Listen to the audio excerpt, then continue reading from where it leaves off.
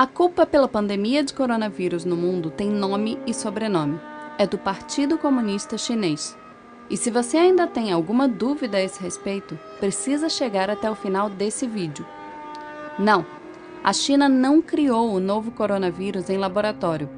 Esqueça as teorias da conspiração. O novo coronavírus é uma tragédia anunciada. E para entender exatamente como isso aconteceu, é preciso primeiro visualizar essa história em ordem cronológica, numa linha do tempo.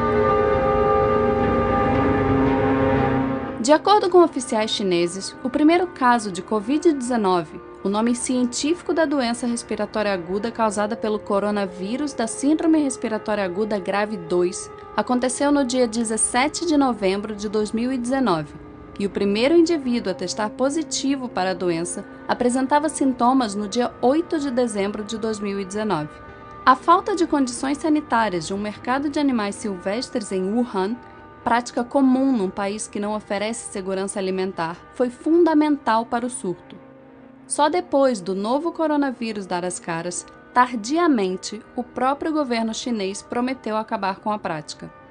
A contaminação era previsível. Um artigo publicado em 2007 por médicos de Hong Kong já alertava que havia reservatório de coronavírus em morcegos e que o hábito do sul da China de comer mamíferos exóticos era uma bomba relógio. Mas não se engane, essa bomba não se resume à vigilância sanitária. A China é uma ditadura sem liberdade de expressão, de imprensa, política e religiosa, com oposicionistas e ativistas de direitos humanos reiteradamente presos, torturados e condenados a campos de trabalho forçado. Nada disso é opinião, ideologia ou ponto de vista. Foi nesse país, governado pela maior ditadura do planeta, capaz de controlar mais de 1 bilhão e 300 milhões de pessoas, que o novo coronavírus se espalhou. E não dá para dizer que a experiência da China com doenças respiratórias é exemplo para o mundo. Há míseros 18 anos, as informações sobre um outro coronavírus, a SARS, já haviam sido reprimidas pelo governo chinês, condenando centenas de pessoas à morte. Tardiamente, o próprio Partido Comunista admitiu os erros e demitiu o ministro da Saúde e o prefeito de Pequim. Disse que a história serviu como lição. Não serviu. Mas não é difícil entender por que esse cenário acontece. Como a principal preocupação de uma ditadura é com a estabilidade do regime político, com a manutenção do poder de seus principais figurões e não com o bem-estar da população, sem enfrentar grandes resistências, líderes autoritários têm incentivos para negligenciar problemas que afetam sua imagem. Foi exatamente isso que aconteceu na China com o novo coronavírus. No dia 30 de dezembro de 2019, quando a Covid-19 adoeceu 7 pacientes em um hospital de Wuhan e um médico, Li Wenliang, tentou avisar outros médicos do problema, a polícia chinesa o obrigou a assinar uma declaração de que seu aviso constituía, abre aspas, comportamento ilegal. Li Wenliang e outros 7 médicos de Wuhan foram obrigados a assinar um documento admitindo, abre aspas, espalhar mentiras. Foi negligência a céu aberto. Entre o início de dezembro e meados de janeiro, o Partido Comunista Chinês minimizou o surto a um mero problema local, limitado a um pequeno número de clientes de um mercado de Wuhan, restrito a alguns poucos pacientes. Qualquer que fosse a causa da doença, não era nada parecido com SARS. O problema é que tinha tudo a ver com SARS. No dia 26 de dezembro de 2019, um técnico de um laboratório contratado por hospitais de Wuhan disse que sua empresa recebeu amostras de pacientes da cidade e chegou a uma conclusão impressionante. Elas continham um novo coronavírus com uma similaridade de 87% com a SARS. 2 dias antes, uma amostra do novo coronavírus retirada de um paciente foi enviada a um laboratório para o sequenciamento do genoma. Os resultados ficaram prontos no dia 27, mas as autoridades de Hubei, a província onde fica a cidade de Wuhan, ordenaram que ela fosse simplesmente destruída.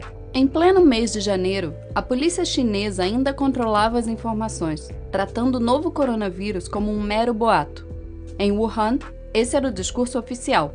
A polícia apela a todos os internautas para não fabricarem rumores, não espalharem rumores, não acreditarem em boatos. E aqui cabe um parêntese. O Partido Comunista Chinês promove o maior ato de restrição à liberdade de expressão da história da humanidade. Cerca de 50 mil censuradores participam do processo de controle da internet no país, conhecido como Grande Firewall da China. No país, são oficialmente proibidos serviços como Google, Gmail, Facebook, YouTube, Wikipedia, Reddit, Instagram, Twitter e WhatsApp. Como o governo monitora os aplicativos permitidos, acaba controlando todo o conteúdo online e o tráfego de informações. E a vigilância não permanece restrita à internet. O Partido Comunista Chinês também controla todas as principais redações de jornal do país. Segundo a Reporters Without Borders, em 180 países listados, a China é o 177º em liberdade de imprensa. Não há acesso no país à BBC, New York Times, The Guardian, Wall Street Journal, Reuters, Time ou NBC. Controlando a internet e os veículos de imprensa, o Partido Comunista Chinês não teve qualquer dificuldade em atrapalhar o fluxo de informações da população sobre o coronavírus, colaborando ativamente para que o surto se transformasse numa pandemia. Li Wenliang, um médico whistleblower citado há alguns minutos nesse vídeo, só foi liberado da prisão no dia 3 de janeiro de 2020, depois que assinou um documento assumindo a prática de atos ilegais. Li contou à CNN que sua família se preocuparia se ele perdesse a liberdade. Como consequência da exposição ao vírus, isolado no trato de seus pacientes, Li acabou contraindo o novo coronavírus e falecendo aos 34 anos. Outro médico, Wang Wangbao, admitiu mais tarde que a especulação sobre um vírus semelhante a SARS era forte nos círculos médicos no início de janeiro desse ano, mas que as detenções dissuadiram muitos, inclusive ele próprio, de falar abertamente a respeito. E a comunidade médica não foi a única classe acossada pelo Partido Comunista. A imprensa independente, escassa no país, também sofreu represálias. Em fevereiro, 2 jornalistas chineses, Fang Bin e Shen Qiuxi, desapareceram depois de trabalharem na cobertura do coronavírus em Wuhan e denunciarem as supressões de informações e as ameaças do governo. Qiuxi entrou no topo da lista da One Free Press Coalition. A China só declarou emergência no longínquo dia 20 de janeiro. Quando Wuhan foi isolada 3 dias depois, já era tarde. O vírus estava sendo espalhado por todo o país, levado pelos 400 milhões de chineses que se preparavam para viajar para comemorar o Ano Novo Lunar, pronto para alcançar os 4 cantos do planeta. Durante quase 2 meses, enquanto o vírus se alastrava, o Partido Comunista Chinês aprisionou e intimidou médicos e jornalistas, controlou o fluxo de informação, minimizou os riscos do surto, não ampliou leitos de UTI, nem combateu mercados silvestres. Xi Jinping, o presidente da China, secretário-geral do Partido Comunista Chinês, comentou publicamente pela primeira vez sobre o novo coronavírus apenas no dia 20 de janeiro, mas já no dia 7, quase 2 semanas antes, durante uma reunião do partido, ele admitiu num discurso interno conhecimento do, abre aspas, novo coronavírus. Nesses 13 dias, enquanto negava o surto, o Partido Comunista Chinês organizou 2 grandes reuniões em Hubei e reuniu mais de 40 mil famílias num banquete em massa em Wuhan, na tentativa de bater um recorde mundial. Xi Jinping poderia ter evitado a pandemia. Apenas no dia 4 de fevereiro, assim como no episódio com a SARS em 2002, o Partido Comunista admitiu suas falhas, deficiências e dificuldades na resposta à epidemia e prometeu, abre aspas, melhorar nossas habilidades em lidar com tarefas urgentes e perigosas. Mas mesmo 2 meses depois do surto começar, depois da Organização Mundial de Saúde pedir repetidamente às autoridades chinesas dados sobre as condições clínicas dos médicos e enfermeiros de Wuhan, o governo chinês ainda tinha dificuldade em ser transparente com a comunidade internacional.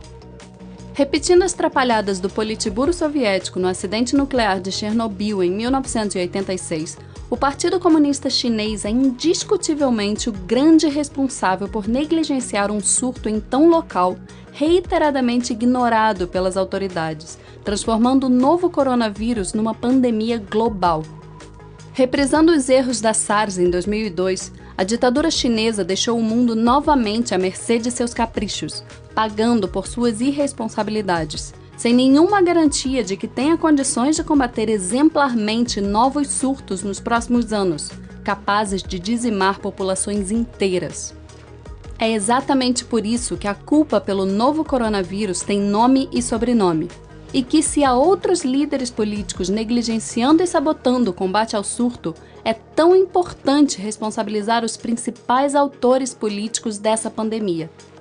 Ela nasceu no coração do Partido Comunista Chinês. Inúmeras pessoas inocentes morrerão nas próximas semanas graças à ineficiência de uma ditadura. Outras tantas podem sucumbir nas próximas décadas, repetindo os estragos gerados pela SARS e o novo coronavírus, caso a humanidade continue cruzando os braços com os descasos da maior ditadura do planeta. A história será implacável.